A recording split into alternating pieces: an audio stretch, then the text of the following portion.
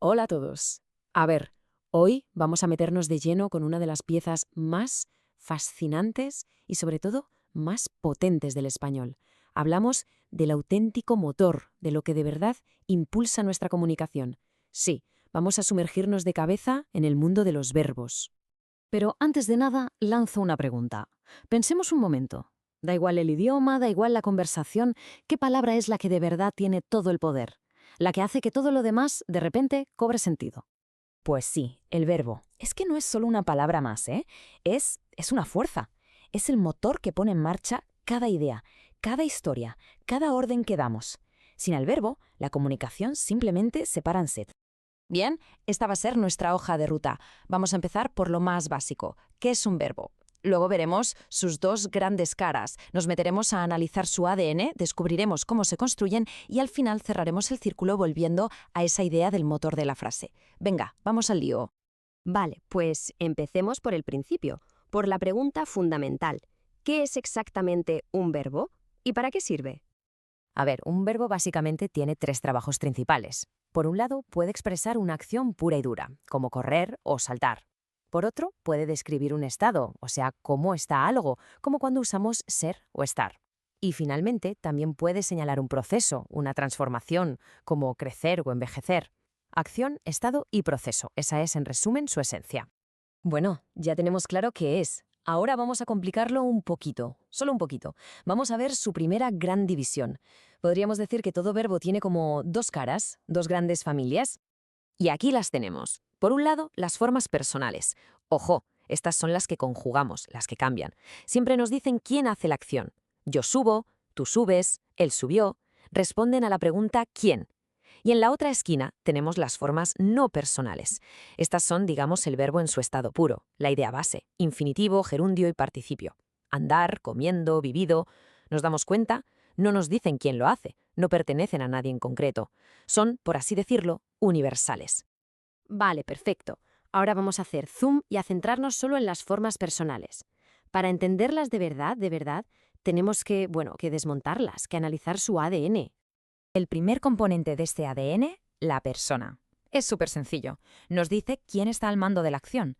Si hablo yo, es primera persona. Yo canto. Si me dirijo a quien escucha, es segunda persona. Tú cantas. Y si hablamos de alguien más, pues es tercera persona. Él o ella canta. El segundo componente, el número. Más fácil todavía. Lo hace una persona o varias. Si es una, singular. Yo corro. Si son varias, plural, nosotros corremos. Ya está. La persona y el número, como vemos, siempre van de la mano. Tercer elemento del ADN, el tiempo.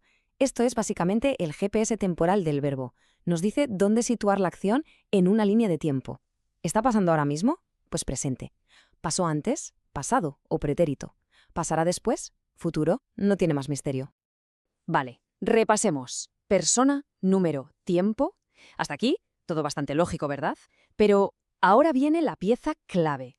El componente que le da al verbo su verdadera intención, su personalidad. Es, sin duda, el matiz más importante de todos, el modo. El modo. Y esto es absolutamente crucial, porque aquí ya no hablamos de cuándo pasa algo, sino de la actitud de quien habla sobre ello. A ver si se entiende bien. Si lo presentamos como un hecho, como algo real y objetivo, usamos el indicativo. Llueve. Es un hecho. Pero si es un deseo, una duda, una posibilidad, ahí entra el subjuntivo, ojalá llueva. Y si es una orden directa, una petición, pues usamos el imperativo, corre. El modo lo cambia todo, cambia la intención por completo. Muy bien, ya hemos descifrado ese ADN del verbo. Ahora vamos a ver cómo se construyen, cómo se montan estas formas. Y esto es lo más fascinante de todo, cómo el propio idioma es capaz de crear verbos completamente nuevos de la nada. Cuando construimos los tiempos verbales, hay, digamos, dos tipos de arquitectura. Por un lado, las formas simples, que son una única palabra, subo, subían, sencillo. Y por otro, las formas compuestas, que siempre usan una fórmula, el verbo auxiliar haber más el participio del verbo que queremos usar. Por ejemplo, he subido, había subido. Esto nos da un juego increíble para expresar matices en las acciones pasadas, con muchísima más precisión. Y ahora viene lo que para mí es una de las cosas más geniales del lenguaje. Y es que no es un sistema cerrado, no es un museo. Está vivo. El idioma respira, cambia, responde a las nuevas tecnologías, a las nuevas ideas. a cómo vemos el mundo. Y por eso, claro, constantemente se están creando palabras nuevas para describir esa nueva realidad. Y eso, por supuesto, incluye a los verbos. Pero, ¿cómo se hace eso? ¿Cómo se crea un verbo? Pues a menudo se sigue una fórmula que es casi como una receta de cocina o un truco de magia. Mira, partimos de un adjetivo, rojo. Le añadimos un prefijo, por ejemplo, en. Luego un sufijo, como ecer.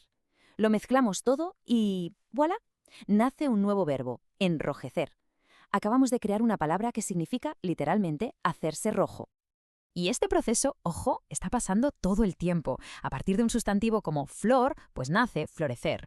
De un adjetivo como alegre tenemos alegrar. O de cristal, cristalizar.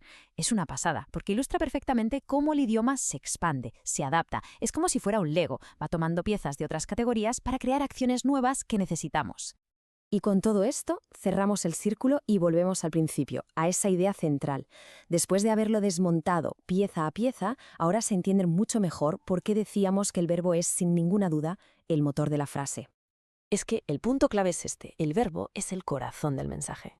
Da igual cuántos sustantivos bonitos o adjetivos precisos pongamos, sin un verbo no hay historia, no hay nada. Es la palabra que convierte una simple lista de ideas en una narrativa, en comunicación de verdad. Así que, la próxima vez que construyamos una frase, que escribamos algo, parémonos un segundo a pensar en el poder que tenemos en esa elección, en el verbo. Cada verbo que elegimos es un motor distinto para impulsar una idea. Y la pregunta final para reflexionar es esa. Ahora que somos conscientes de su poder, ¿qué historias vamos a contar con los verbos que elijamos?